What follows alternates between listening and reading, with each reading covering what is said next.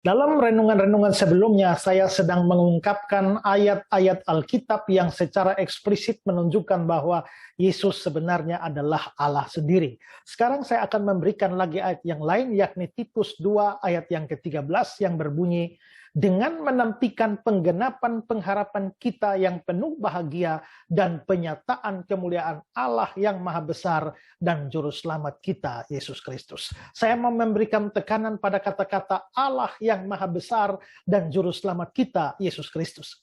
Kata-kata ini sebenarnya memungkinkan untuk dibaca dengan dua cara. Pertama, seperti ini.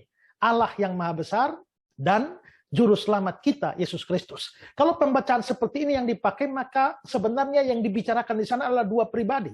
Pertama adalah Allah yang maha besar, dan itu menunjuk pada pribadi Bapa. Dan kedua, juru selamat kita, Yesus Kristus. Dengan demikian, ayat ini tidak menunjukkan bahwa Yesus adalah Allah. Yesus itu adalah juru selamat kita, tetapi bukan Allah yang maha besar. Tapi ayat ini juga bisa dibaca dengan cara yang seperti ini. Allah yang maha besar dan juru selamat kita, Yesus Kristus. Kalau ini yang dipakai, maka yang dibicarakan di sini hanya satu pribadi, yakni Yesus Kristus. Dan Yesus Kristus ini digambarkan dengan dua sebutan, yakni Allah yang maha besar dan juru selamat kita. Nah, dari dua pembacaan ini, mana yang merupakan pembacaan yang harus dipilih atau merupakan pembacaan yang benar? Saya percaya pembacaan yang kedua lah yang harus diterima. Mengapa? Karena di dalam Titus 2 ayat 13 itu ada kata-kata penyataan.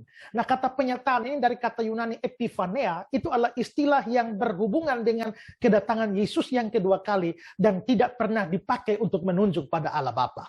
Yang kedua, dari hukum bahasa Yunani yang disebut hukum Grenfell-Sharp Rule yang tidak perlu saya jelaskan di sini karena cukup pelik, tetapi dari hukum itu jelas bahwa pembacaan kedua lah yang dibenarkan. Dan dengan demikian ayat itu berbunyi Allah yang maha besar dan juru selamat kita, Yesus Kristus. Berarti Yesus Kristus itu disebut dengan juru selamat kita, dan itu benar, dan Yesus Kristus juga adalah Allah yang maha besar. Dengan demikian ayat ini menunjukkan secara nyata, secara eksplisit, Yesus Kristus adalah Allah yang maha besar. Sekali lagi, ada yang mengatakan bahwa itu adalah kata-kata Paulus. Tidak peduli itu kata-kata Paulus. Yang penting kitab suci kita mengatakannya. Dan bukan hanya Paulus yang mengatakan Yesus Allah. Rasul-rasul yang lain, penulis-penulis kitab suci yang lain juga mengatakan Yesus adalah Allah. Karena itu kita harus percaya bahwa Yesus Kristus adalah Allah yang maha besar.